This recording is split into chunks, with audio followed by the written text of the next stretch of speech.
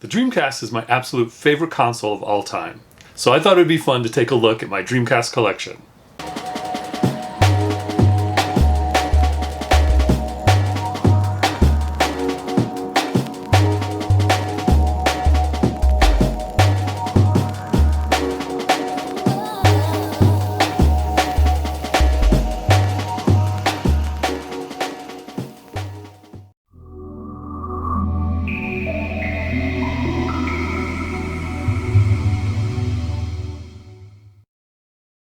Okay, let's start with my favorite game on the console, Soul Calibur. Namco.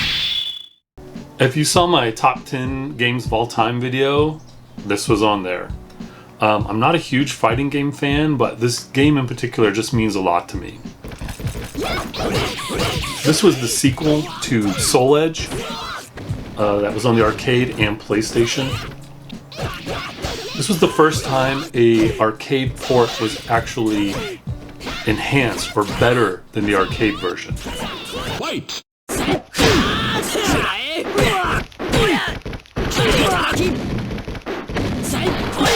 I love all the characters. I'm proficient in most of them. I don't know what else to say about it. Watch my top 10 video to hear more thoughts about why it means so much to me. Next game is Toy Commander. This is a really creative, fun game idea. The controls are hard though. It needs a second analog stick. In Toy Commander, you play as a children's toys. So you're either a toy truck or a toy car or a toy plane. And you have different missions to deliver things, or you can fight things with missiles and machine guns. Personally, I like games where you're a small being in a giant world. And I did a playthrough of the Toy Commander Christmas episode that was exclusive to a Sega Dreamcast demo disc. And so go find that video and save it so you can watch it when Christmas comes around. It's a good, relaxing video to have on during the holidays. Tony Hawk 1 and Tony Hawk 2. What can I really say about these games? They were huge. A year or two ago, they got remakes on PlayStation 4 and Xbox consoles. They're a lot of fun if you enjoy skateboarding and doing tricks and getting high scores. In Tony Hawk 2, they introduced custom skate parks that you could make yourself. You could save them on the VMU and you could share them with a friend. You could go over to a friend's house and they could save that custom track onto their VMU and then they could play it, which was really, really cool. I'm going to dig up some of mine. I know I still have some of those still around. So I'm going to dig those up and I'm going to put some gameplay footage in here too. Sega Tennis 2K2. This game has such great arcade gameplay and it's so much fun. If Pong is digital tennis, then this is really pretty Pong.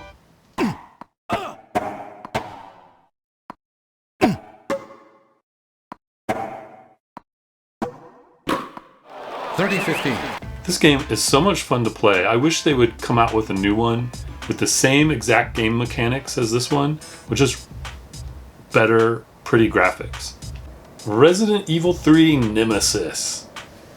This was the first Resident Evil game I beat, and I always kind of thought of this as sort of my Resident Evil game because no one seemed to really like it or talk about it that much. I'm sure it was popular, but just in my circle, nobody really cared about it. So it always felt like my Resident Evil game. When they came out with the remake, I can't say I was really blown away by it or really into it. The Part 2 remake was much better, and then of course, when Resident Evil 4 came along, that became my Resident Evil as well. It was so good. Anyway, this was a great game at the time. It was fun to play through and beat. I enjoyed it. And next up, of course, Resident Evil Code Veronica. I've only ever played a little bit of this one. It didn't really grab me. At this point, Capcom is probably going to do a remake of this game, and I hope they do because then I'll be able to play it with modern controls and, of course, really great looking graphics. Sonic Adventure, a Dreamcast classic. This is Sonic's first 3D game. You know, I'm not a huge Sonic fan, so this isn't one of my favorite games on the system, but it was fun. At the time it was really fun and it looked super beautiful. You could tell that the controls were a little off. Again, you only have that one analog stick to work with, so the controls and cameras were, you just kind of had to work with them, with what you had. So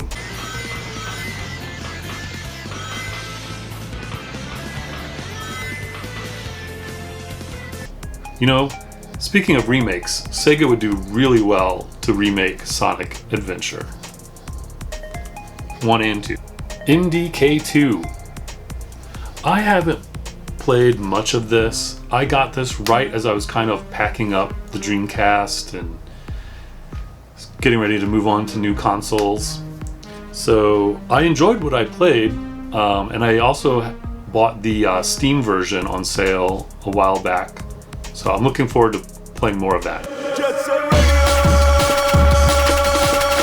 Cell shaded, stylish, cool. I love this game. I beat it when it first came out. I beat it when they put out the remaster of it a few years ago. And I'm super excited that Sega announced they're working on, seems like 2 games. Seems like one is a multiplayer online thing, which I'm not too excited for. And then one is maybe a remake, a full-on remake of this game. And man, I couldn't be more excited for that. Wetrix. This is a fun variation on falling block puzzle games. Instead of blocks, land masses are falling and water is falling, and you're trying to create a space where you can contain the water. So if all the water drops off the play field, a meter fills up, and that's the end. I think this is really fun. A couple of things though, I wish there was a larger play area, and I wish it was actually a little bit easier. It's still pretty hard even on the easiest setting. And I think a modern version of this would be really, really cool.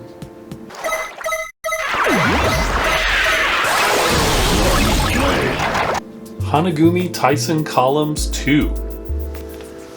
This is the very first game I ever imported. This would have been back in like 2003.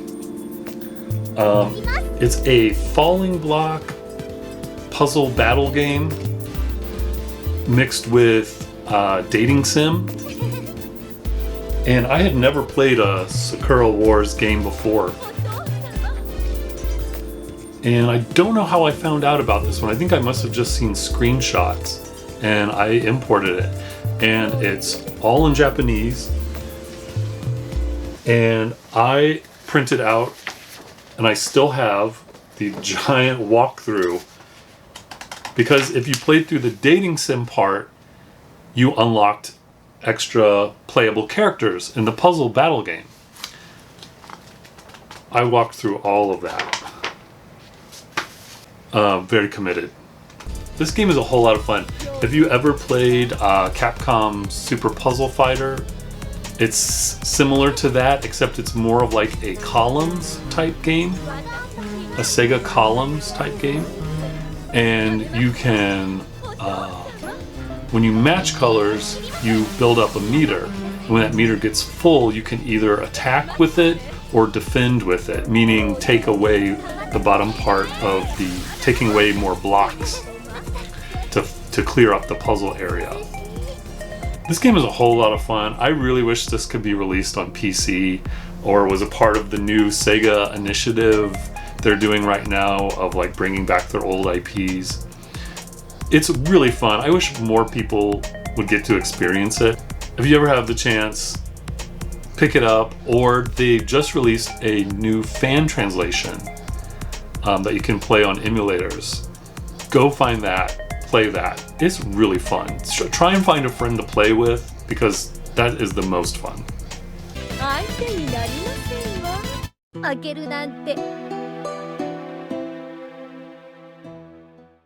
Card Captor Sakura Tomoyo no Video Daisakusen.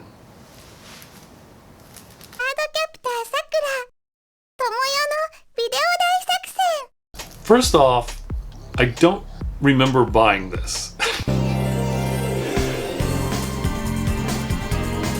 But I'm glad I did. It's brand new, which is really cool. I've played this a couple of times before, and I can't get past the very first stage. I can't get past the very first thing you're supposed to do. Of course, it's all in Japanese, and I just can't figure out. You're skating, you have to take a picture of a giant bird. I can't do it. But now, the reason I got it though, is because supposedly, I love puzzle games, I love falling block puzzle games, and supposedly this has one of the best falling block puzzle games as a mini game. And you have to unlock it somehow by playing the game. Well, of course, I can't do that, but I'm hoping someday maybe they'll do a fan translation and I'll be able to finally play the falling block mini puzzle game, take two. The falling block puzzle game, mini game on Card Captor, Sakura, Tomoyo no Video, Daisakusen. Okay, more imports. Hello Kitty, Lovely Fruits Park, and Get Colonies. I'm doing these two together because they're a very similar game. They're also a puzzle game, but they're more like Othello, where I've never actually played Othello, but this is what these kind of games are compared to, where you have a playing board, almost like Chinese checkers type board, and when you move your piece, actually, if you've ever played Spot on the NES, it's exactly like that. And you move your piece one, and when you do that, you create a copy. You can also jump 2 spaces, but that doesn't create a copy. However, when you move your piece next to an opponent's piece, you will turn those into your pieces. You'll create more copies. And of course, the object of the game is to fill the board up and have the most pieces on the board. I remember in 2002 or 3, playing Hello Kitty Lovely Fruits Park with 3 of my friends and having a blast. And part of the blast was at some point we all realized what we were doing. We were early 20-something young guys playing this Hello Kitty game, which none of us had a connection to Hello Kitty or even ever really cared about Hello Kitty. But we were like really, really into it. We were having so much fun. And it's one of my favorite puzzle games. It's really great. And Get Colonies plays the same way. I highly recommend it. Get 3 of your friends together, grab a copy of Hello Kitty Lovely Fruits Park, and have a blast.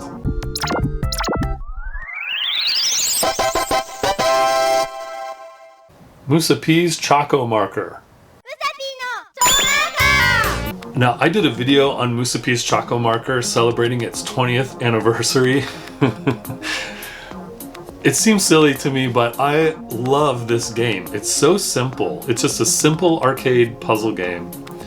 It's really hard to explain how to play it, so check out that video. And yeah, I love it. I have the arcade art for it. It's one of my favorite puzzle games. Crazy Taxi! Another Dreamcast classic. This game is so much fun. Another arcade port. Go straight, baby! You're full of energy. And also another game Sega announced in their revamping and revitalization of their older IPs.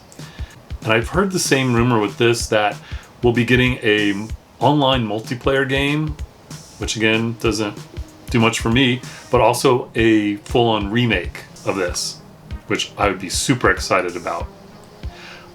Crazy Box, I believe it's called, where it has a little objectives and missions for you to complete, is so much fun. As is just the main base game of just taking your customers around and getting them to their destination. It is just a ton of fun. Taxi! Damn! Are we leaving today? Watch it, fool! Tech Romancer! One of many great games by Capcom on the system. This is a 3D-ish mech fighting game. Man, it is so cool, and it's presented in a way where it's like this anime or Saturday morning cartoon. So when you play through, it's like different episodes, sort of. think that is so cool. I love that. Yeah, there's not much else to say about it. It's not the most fun game, but stylistically and the presentation and all of that, I love it. It's great. Plasma Sword. Plasma Sword. Nightmare of Bill Stein. Another fighter from Capcom. It's another 3D-ish. When I say that, I mean there's 3D models, but it kind of plays on a 2D plane. But then you can press a button to kind of go to do a move in 3D, basically. So this is a sequel to a PlayStation game. And I believe all the character designs, from what I've read, are all based on Star Wars characters. And you can kind of see that. Also, this is where Hayato makes his first appearance. A lot of people know him from Marvel vs. Capcom 2. Again, this isn't my favorite game or favorite fighting game even or anything, but it was fun. I've played through it and I've beaten it.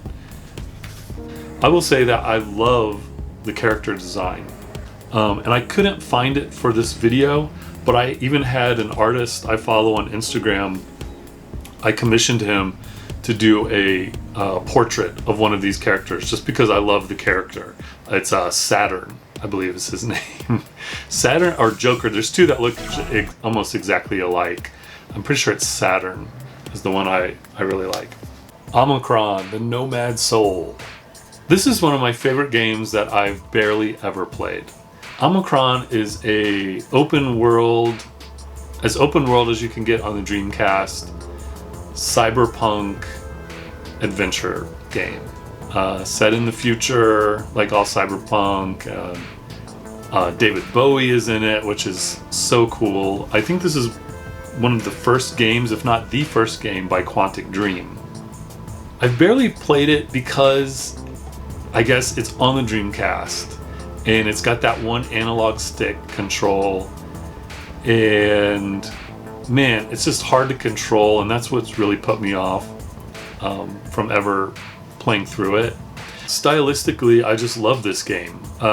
The setting, the environments, the storyline, the inclusion of David Bowie, specifically because it was after his album Outside in the 90s, which I loved. It was a concept album that was kind of cyberpunk, and I don't know, so in a way the game feels like an extension of that album. It has a Steam release. I have it on Steam. I've barely gotten through the I haven't gotten any farther on the Steam release than the Dreamcast release. I can't remember if the Steam release has a second controller for camera or not. But I remember thinking the controls still felt a little awkward. But man, I absolutely adore this game. And I heard rumors that there was going to be an Omicron 2. I think that was a few years ago, so I think that rumor is not really going to happen. I wish it would. Quantic Dream is not one of my favorite developers at all, so I don't know what it would look like nowadays.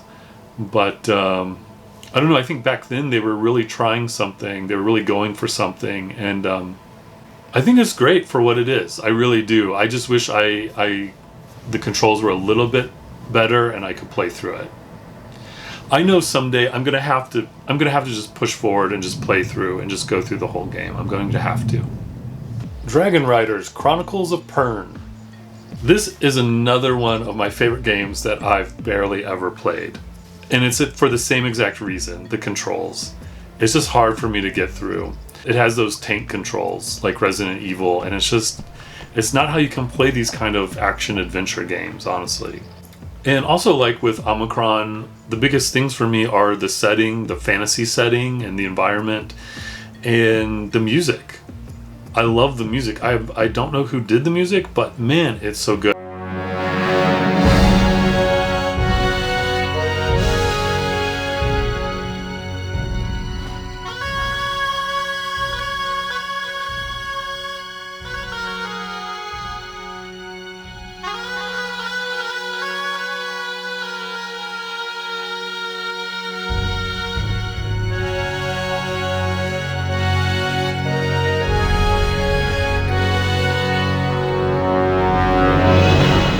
I went so far as to just search the depths of the internet to find a soundtrack, and that one was never released, but I ended up finding someone who just ripped the track straight from the Dreamcast game, and then I had to find some shady converter to convert the files into music files. Anyway, it was worth it because the music is really, really good.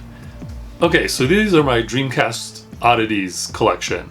So here is Dolphin Blue. Recently, I think all of the Atomiswave games have been ported over to the Dreamcast. And this is one I've always wanted to play, Dolphin Blue. It's a side-scrolling run and gun like Metal Slug with beautiful, beautiful graphics. And it's okay, I've only played a bit of it. I haven't done a full playthrough.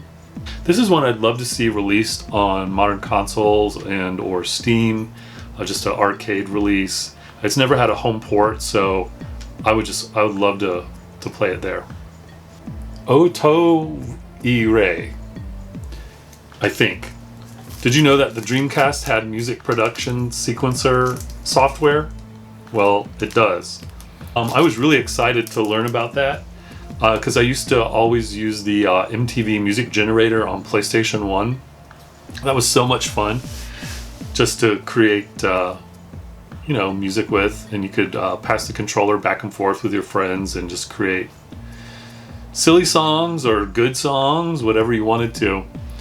This one seems a bit more difficult to, or just not as beginner friendly as the MTV music generator on PlayStation.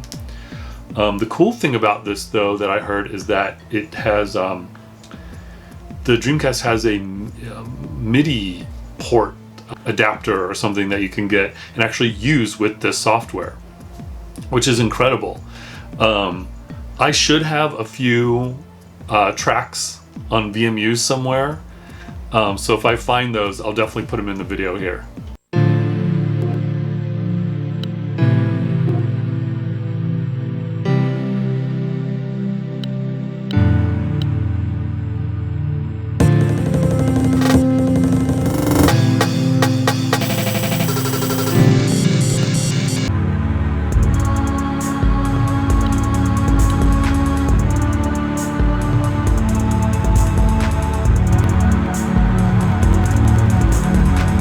Demo discs.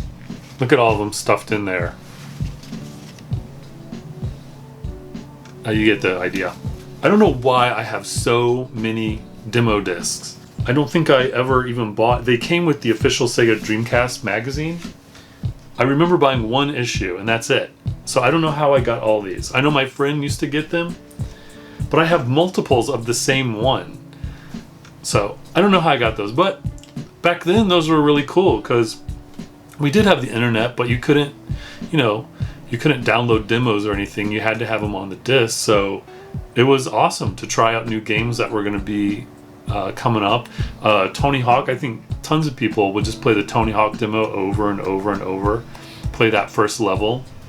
Those are really fun. I'm glad I still have these. They're just kind of a fun reminder of the way things were. All right, I've got the Malibu Mode 7 Blue Crush album. My friend Marcus goes by Malibu Mode 7, and this is his album. This is on an actual MIL CD, which is a format that's an official Sega format for the Dreamcast. It's not the GD-ROM, which is what all the games came on, but it's a MIL CD, which was, I guess, sort of their failed music format that Sega was doing. I guess it was Sega's proprietary format. I don't know. Anyway, this is a cool album full of his music videos. I want to show this ornament I got last Christmas. Actually, it was after Christmas. It was really cheap. So I haven't hung it on the tree yet. I know it turns on. Oh, I guess you press the power button.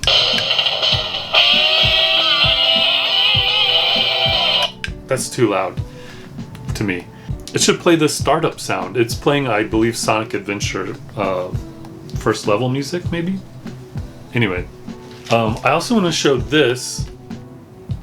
It's a prize I won in Japan at a Sega arcade. A little mini Dreamcast keychain, I suppose. I still have the thing. It was a game where the thing had to come up and up through there, and I pulled it out and got it. It's starting to turn orangey, the thing there. That's kind of gross, but I think that's really cool. And you can see my sign back here. I got that at the Portland Retro Gaming Expo when I went for the first time last year. I can't remember the booth that does these, but they do really great work. There's my Sega Dreamcast console and controller. This guy's hiding back here, but the Sega Dreamcast box. Oh, and you may have noticed my Sega Dreamcast t-shirt. I did have a bigger Dreamcast collection. I had to sell off a lot of games when I was going to move cross country and I needed the money. And I don't regret doing that because it got me to where I needed to be, but some of the games I wish I still had, like Mark of the Wolves and Last Blade 2, Illbleed. And this was all before the pandemic, before all the prices shot up, so I got even less money than what they go for now, but it was still, you know, a good amount, but I kind of wish I could have those back, but you know, whatever. Absolutely no regrets. Yeah, I love the Sega Dreamcast. Like I said, it is absolutely my favorite console. It'll probably always be my favorite console. Just the memories and the experiences and where I was at in my life when it was out. I just love it. I've always been a big fan of arcade games and arcade gaming. And this was kind of the last push of that. This was Sega's, you know, the machines in the arcade were, the Naomi machines were basically Dreamcasts almost. So it was just like having an arcade machine at home, which was just so cool to me. Yeah, I just love it. I love it more as time goes on. So I hope you've enjoyed hanging out with me, looking at my Dreamcast collection, and I'll see you next time. Bye-bye.